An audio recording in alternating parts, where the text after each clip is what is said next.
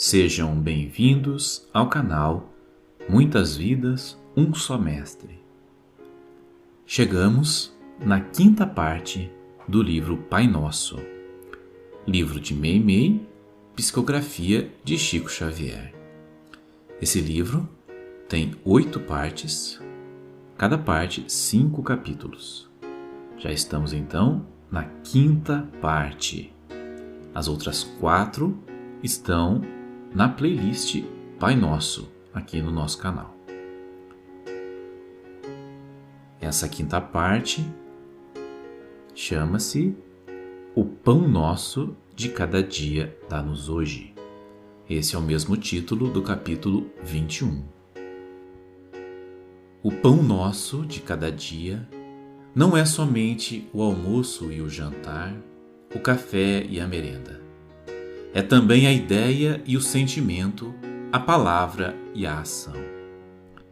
Para que reine a saúde com alegria em torno de nós, precisamos de nossas refeições, mas necessitamos também de paz e esperança, de fé e valor moral.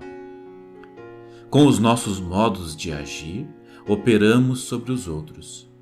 Conversando, distribuímos nossos pensamentos. Nossos atos influenciam os que nos cercam, segundo as nossas intenções. Por isso, também os outros nos alimentam com suas atitudes. Se estimamos as conversações deprimentes, se buscamos a leitura de natureza inferior, depressa nos vemos alterados e perturbados, sem disso nos apercebermos. As nossas companhias falam claramente de nós. Nossas leituras revelam nosso íntimo. Procuremos, desse modo, o pão espiritual que nos garanta a harmonia interior, que conserve o nosso caráter firme sobre os alicerces do bem, que nos guarde contra a maldade, que nos ajude a ser exemplos de compreensão e fraternidade. Em Jesus temos o pão que desceu do céu. E ainda hoje, o Mestre continua alimentando o pensamento da humanidade por intermédio de um livro, o Evangelho Divino, em que ele nos ensina, através da bondade e do amor, o caminho de nossa felicidade para sempre. Capítulo 22. A necessidade do esforço. Conta-se que no princípio da vida terrestre, o alimento das criaturas era encontrado como oferta da divina providência em toda parte. Em troca de tanta bondade, o Pai Celeste rogava aos corações mais esforço no aperfeiçoamento da vida. O povo, no entanto, observando que tudo vinha de graça, começou a menosprezar o serviço. O mato inútil cresceu tanto que invadia as casas, onde toda a gente se punha a comer e dormir. Ninguém desejava aprender a ler. A ferrugem, o lixo e o mofo apareciam em todos os lugares. Animais, como os cães que colaboram na vigilância, e aves, como os urubus, que auxiliam nas obras de limpeza, eram mais prestativos que os homens. Vendo que ninguém queria corresponder à confiança divina, o Pai Celestial mandou retirar as facilidades existentes, determinando que os habitantes da terra se esforçassem na conquista da própria manutenção.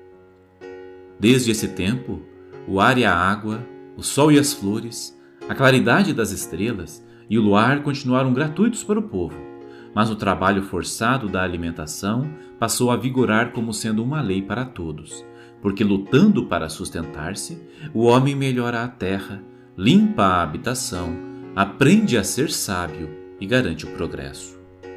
Deus dá tudo: o solo, a chuva, o calor, o vento, o adubo e a orientação constituem dádivas dele à terra que povoamos e que devemos aprimorar.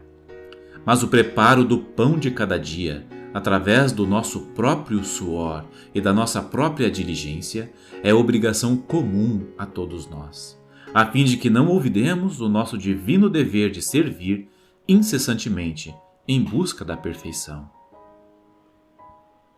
Capítulo 23. O exemplo da árvore. Dizem que quando a primeira árvore apareceu na terra, trazia do Pai Celestial a recomendação de alimentar o homem e auxiliá-lo, em nome do céu, por todos os meios que lhe fosse possível. Resolvida a cumprir a ordenação do Senhor, certo dia foi visitada por um ladrão perseguido pela justiça. Ele sentia fome e, por isso, furtou-lhe vários frutos. Em seguida, decepou-lhe muitos galhos, deles fazendo macia cama para descansar e refazer-se. A árvore não se agastou com o assalto. Parecia satisfeita em ajudá-lo e até se mostrava interessada em adormecê-lo, agitando harmoniosamente as folhas tangidas pelo vento. Erguendo-se, fortalecido, o pobre homem ouviu o ruído dos acusadores que o buscavam e, angustiado, sem saber que rumo tomar na várzea deserta, notou que o nobre vegetal, em silêncio, como que o convidava a asilar-se em seus ramos. Imediatamente, à maneira de um menino, o infeliz escalou o tronco e escondeu-se na copa farta. Os guardas vieram e, desistindo de encontrá-lo em razão da busca infrutífera, retiraram-se para lugarejo distante. Foi então que o desventurado desceu para o solo, impressionado e comovido, reparando que se achava à frente de humilde mensageira do céu. Roubara-lhe os frutos e mutilara-lhe as frondes, entretanto, oferecera-lhe ainda seguro abrigo. O homem infeliz começou a meditar no exemplo da árvore venerável, incumbida por Deus de cooperar na distribuição do alimento de cada dia na terra, e nela reconhecendo verdadeira emissária do céu, que lhe saciara a fome e lhe dispensara maternal proteção, abandonou o mal em que se havia mergulhado e passou a ser outro homem. Capítulo 24. O alimento espiritual. O professor lutava na escola com um grande problema. Os alunos começaram a ler muitas histórias de homens maus, de roubos e de crimes, e passaram a viver em plena insubordinação. Queriam imitar aventureiros e malfeitores, e em razão disso, na escola e em casa, apresentavam péssimo comportamento. Alguns pronunciavam palavrões, julgando-se bem educados, e outros se entregavam a brinquedos de mau gosto, acreditando que assim mostravam superioridade e inteligência. Esqueciam-se dos bons livros. Zombavam dos bons conselhos.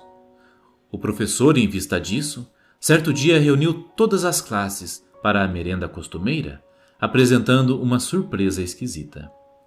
Os pratos estavam cheios de coisas impróprias, tais como pães envolvidos em lama, doces com batatas podres, pedaços de maçãs com tomates deteriorados e geleias misturadas com fel e pimenta. Os meninos revoltados gritavam contra o que viam, mas o velho educador pediu silêncio e, tomando a palavra, disse-lhes: Meus filhos, se não podemos dispensar o alimento puro a benefício do corpo, precisamos também do alimento sadio para a nossa alma. O pão garante a nossa energia física, mas a leitura é a fonte de nossa vida espiritual. Os maus livros, as reportagens infelizes, as difamações e as aventuras criminosas representam substâncias apodrecidas que nós absorvemos, envenenando a nossa vida mental e prejudicando a nossa conduta. Se gostamos das refeições saborosas que auxiliam a conservação de nossa saúde, procuremos também as páginas que cooperam na defesa de nossa harmonia interior, a fim de nunca fugirmos ao correto procedimento. Com essa preleção, a hora da merenda foi encerrada. Os alunos retiraram-se cabisbaixos. E pouco a pouco, a vida dos meninos foi sendo retificada, modificando-se para melhor. Capítulo 25. Notas. Há saúde do corpo e saúde da alma. Ambas devem estar juntas. Deus concede-nos recursos 1000 a cada dia para alimentar-nos o espírito com as melhores emoções. Absorvemos os pensamentos uns dos outros.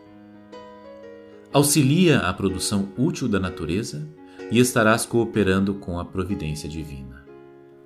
Cede ao próximo o pão que sobra em tua mesa, e o Senhor te enriquecerá de bom ânimo e alegria.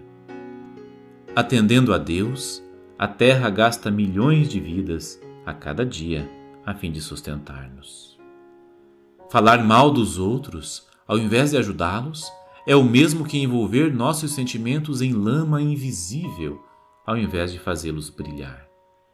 Os frutos que te deliciam são os resultados do esforço daqueles que passaram no mundo antes de ti. Prepara a sementeira de agora para os que virão no futuro. Planta uma árvore amiga e ajudarás aos que te ajudam. Quem lança a boa palavra de amor e de consolação, espalha por toda a terra os dons do divino pão.